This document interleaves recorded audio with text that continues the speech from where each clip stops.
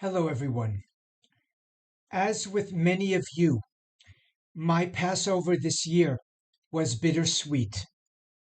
The hostages remain in captivity. The world continues to condemn Israel for defending itself against an enemy which not only murders, rapes, and kidnaps, but relentlessly vows to annihilate Israel at all costs. Closer to home, at Columbia University and other campuses throughout our country, Jewish students are under siege, with lame efforts to protect them or to acknowledge the flagrant acts of anti Semitism, which abuse our democratic freedoms to peacefully assemble. Although no innocent children should ever die in war, many seem to forget that over the years, any Israeli death or devastation to an Israeli city has been welcomed and supported by many Hamas enablers. We have also forgotten that the same enablers rejoiced following 9/11, but that no one cares to remember. When Alan Dershowitz spoke to a group of rabbis several years ago, he argued that what makes the BDS movement blatantly anti Semitic is that it targeted only one nation, Israel. When you target Israel and ignore the egregious human rights violations throughout the world, the right to protest and demonstrate will morph into anti-Jewish hatred, plain and simple. Today, I want to focus on our campus demonstrations and the ongoing attacks, verbal and physical, on Jewish students, not just on Israelis. Now, I support the right of all people, whether I agree with them or not, to publicly, to peacefully demonstrate in exercise of the cherished freedoms we enjoy in the United States. Students have a right to express their views about Israel and Gaza. Certainly, they are joined by many thousands of Israelis who continue to demonstrate in the streets of Tel Aviv in support of their cherished democratic freedoms. However, while the passivity of university administrations is most infuriating, what angers and disturbs me even more is the nature of the student protests at Columbia, UCLA, USC, and elsewhere.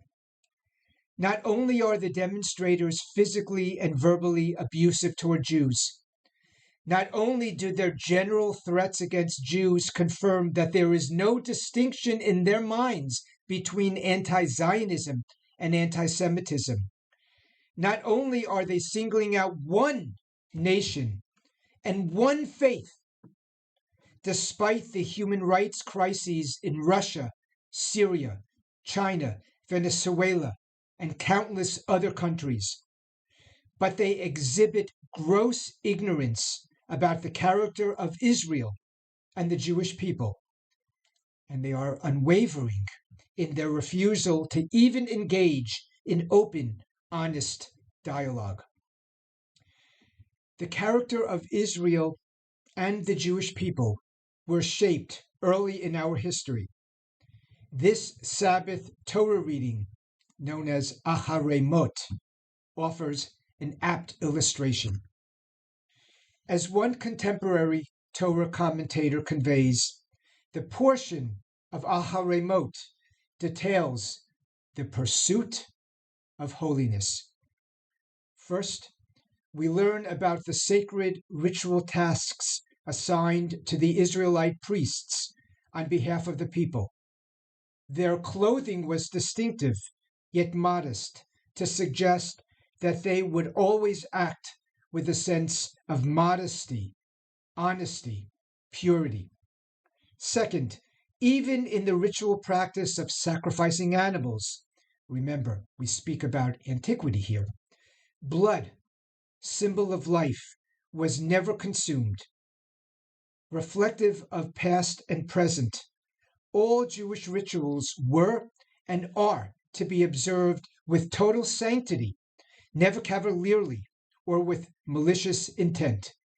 Always there was a sense of holiness and sanctity.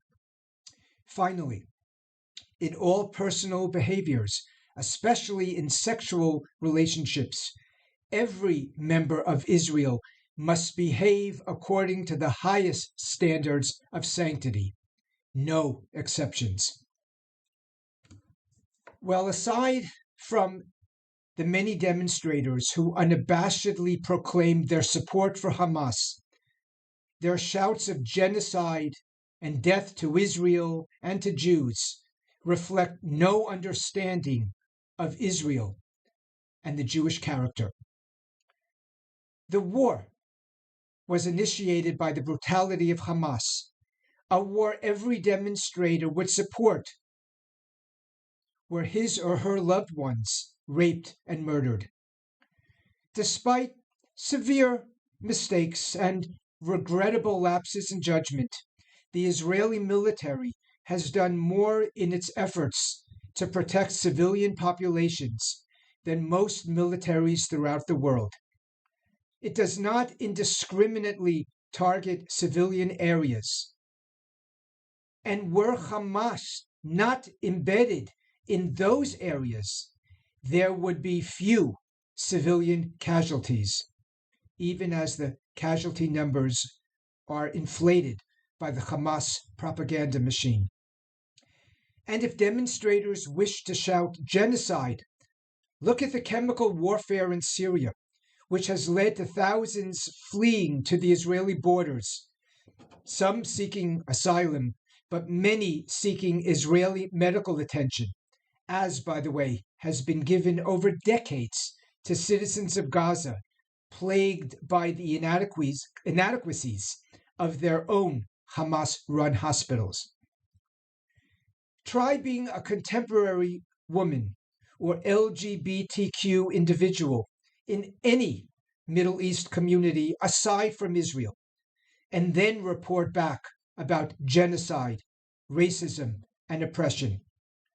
And if you bothered to understand the Israeli population, you would conclude that Israel is a nation of immigrants, probably around 30% white, and no more.